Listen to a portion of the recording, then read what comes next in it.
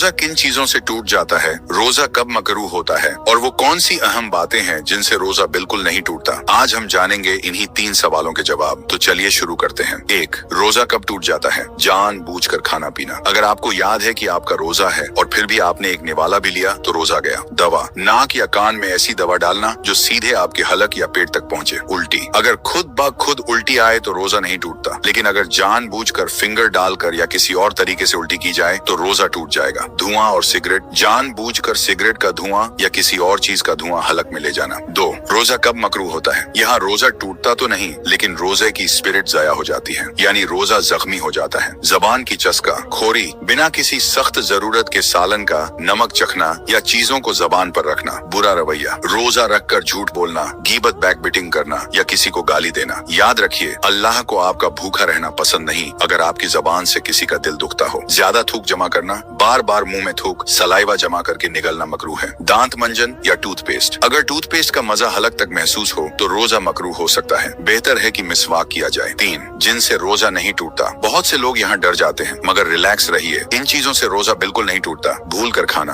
अगर आप इतने भूल गए कि याद ही नहीं रहा रोजा है और पेट भर कर खा लिया तो यह अल्लाह की तरफ से दावत थी। याद आते ही रुक जाएं, रोजा मुकम्मल है। आंख में ड्रॉप्स या सुरमा, आंखों में कुछ भी डालने से रोजे पर असर नहीं पड़ता। इत्र और खुशबू, रोजे में परफ्यूम लगाना या फूलों को सूंघना बिल्कुल जायज है। गुस्ल नहाना, गर्मी की वजह से ठंडक के लिए नहाने से रोजा नहीं टूटता, बस ख्याल रहे कि पानी हलक में न जाए। मिसवाक सुन्नत ए रसूल है, इससे रोजा और पाकीज़ा होता है। तो दोस्तों, रोजा सिर्फ पेट को भूखा रखने का नाम नहीं, बल्कि अपने किरदार को साफ करने का नाम है। खाएं पिएं कम और नेकियां करें ज्यादा।